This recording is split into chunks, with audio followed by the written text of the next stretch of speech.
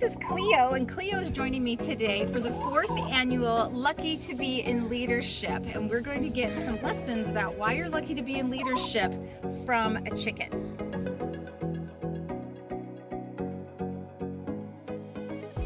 L in Lucky to Be in Leadership this year is all about light. So if you happen to have seen my previous video where I talked about how when we can't see the horizon that we need good mentors, and Butch, our rooster, helped us to see that the sun was going to rise, even though we couldn't see it ourselves. But Butch was out there doing cock-a-doodle-doo and letting everybody know the sun was rising, but we couldn't see the horizon. So take a look at that. But when I think about light when it comes to being lucky in leadership, is that the lesson that we get from the chickens is that when the sun comes up, the chickens get working, they get busy, all right? But when the sun starts to go down, they know it's time to rest. They know that it's time to take a break. And I think it's really important that as leaders that we recognize that we know for ourselves, like, when do we need to take a break, right? When do we need to rest and to work hard when it's time to work hard, but then when it's done, time to be done, and make sure that we take that rest. So again, to be lucky in leadership, we need to know when is our ideal time to start working and to stop working, and to allow ourselves to have that rest for recuperation so that we can continue to be great leaders. Additionally, statistics show that 90% of top performers know how important emotional intelligence is, and part of that emotional intelligence is recognizing how you for yourself, how you need to have rest and to have the balance in your life. So think about that too, that 90% of top performers recognize and see how important it is to have that well-balanced life. Okay, now the U in Lucky to Be in Leadership is about being united. And if you ever observe chickens, you will see that they are absolutely united. They are so cute. They will stick together. In fact, let me show you what the chickens are doing right. You can see them right there, right? You see how they're all working together. And there's Big Butch. I'm not sure if you can see him right there. There's Butch, and he's keeping an eye on him, but he's keeping everybody united and keeping them together. And they'll work together in this area of the yard, and then they'll move to another area. So it's really great how they'll stick together. And so the same thing goes for you as a leader, is that you guys, I want you to think about how you need to be united with the people that work with you. Okay, so these can be your customers, these can be your vendors, these can be people on your team, whatever it is. I want you to think about how can you be united with those people. And the more you're united, the more you're going to be lucky, and the more you're going to develop that that ability to really lead other people, and that makes a huge difference. And I love this quote from Helen Keller that says, "Alone we can do so little, together we can do so much." So think about that for yourself. Like, what can you do to be united? What do you need to do to really strengthen and be united together with the people that you're working with? Because that's going to help you to be lucky. So the C in Lucky in Leadership that we learned from the chickens is how important it is to have a coop. And you can see that I'm right here at the door, the entrance of our chickens' coop. So let's step inside here for a second. So what I mean by the importance of having a good place to meet, okay, and how that helps you to be lucky in leadership, is that you and your people need a great, safe place that you can meet, that you can gather. And I'm not talking about like an actual office space, right? A lot of people have their teams working from all over the place. That's not what I'm necessarily referring to. Yes, of course, safety is a good idea, right? However, what I'm getting at is, do they feel safe? Do they feel like they have somewhere that they can come and they can return to, that they feel like their team is there, that they've got each other's back? Do you feel like you have that too, right? Like, do you have that place where you really feel like your team has got your back as well?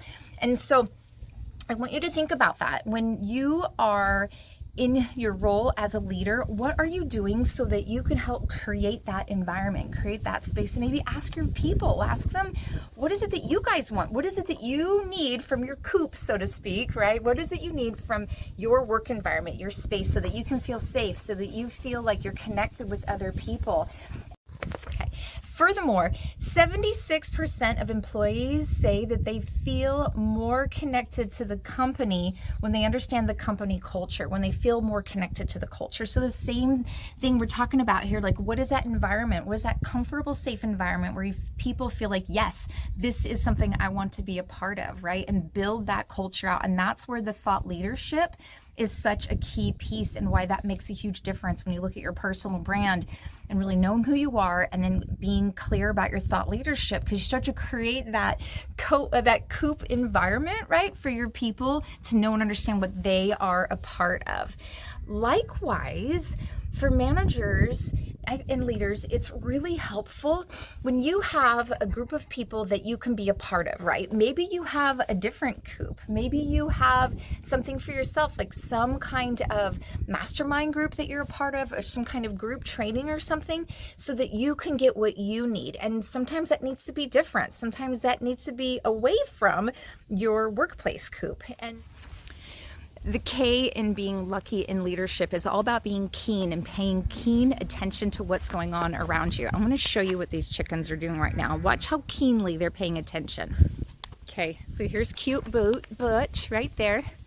Here's our big Butch, right? He's paying attention. He's looking around. Look at the other chickens. They're looking around. They're paying attention. See this one right here? She's pecking. And then you'll watch her. She'll look up and she'll look and pay attention to her surroundings. Yep, see, she does it right there. She looks up and then she continues to peck. All right. The same thing goes for you as a leader. What are you doing to pay keen attention to what's going on around you in your surroundings and what's going on around your team, right? Like Butch is our cute little rooster here, so he keeps an eye on all of the hens and making sure that they're safe.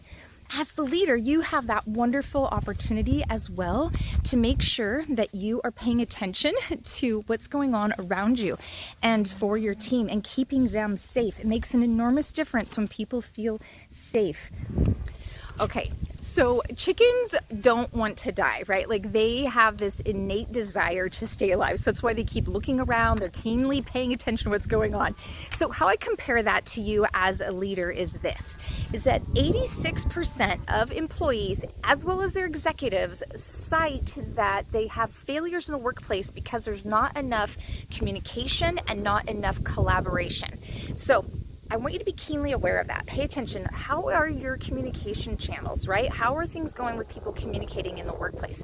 And if that's not going very well, then it's probably going to lead to some poor collaboration. And then in the end, you're not going to be able to reach the goals that you have. So make sure you look at those things that are going to help you to make sure that your communication skills are strong and that you're collaborating well so that you can have those successes that you're looking forward to doing and accomplishing with your team. Okay, the Y in Lucky in Leadership from the chickens comes from yum, right? So they have their goal here of eating stuff. They're just yumming it down, but they are tenacious. This is Phyllis right here. They are tenacious with constantly trying to find things to eat. Constantly just keep pecking. So when you think about that for yourself, how you are lucky to be in leadership, I want you to think about what are your very specific goals that you're working on and that your team is working on. And the more that you're clear on those goals, then it's so much easier to tenaciously go after it. If you are fractured and you have too many goals and you're spread too thin and you're all over the place for you and or your team, it gets really, really hard to stick with the things. And so do what you can to really zero in and have very few goals that you're working on any given time so that way you can accomplish more. But then also that way, as your team is working on things, kind of like the chickens, they can be tenacious about it and they can just go after it with a vengeance and get it accomplished and then move on, all right? So that is the why in Lucky in Leadership. All right, so as we're wrapping this up here about how you're lucky to be in leadership and the lessons that we're learning from the chickens, I want you to remember that L is light, U is united, C is the coop, K is being keen, and Y is yum. So go do those things so that you too can be lucky in leadership. Thanks for joining me for the 4th annual Lucky in Leadership message. I'm Jen Anderson. I'm here to help you as your Shenanigans Coordinator. If you want help with getting your personal brand not only determined, right? So then you can go do the things, get in touch with me. We'll schedule a personal brand consultation and we'll discuss what I can do to help you out so you can not only determine what your personal brand is, but then you can go grow it. All right, my friends, get out there and grow your brand.